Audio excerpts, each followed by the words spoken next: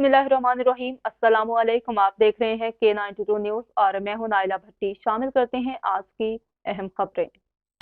Karachi waste Sarjani town का इलाका न्यूलियारी तेसर टाउन गटर के गंदे पानी में तब्दील, बीमारियां फैलने लगी।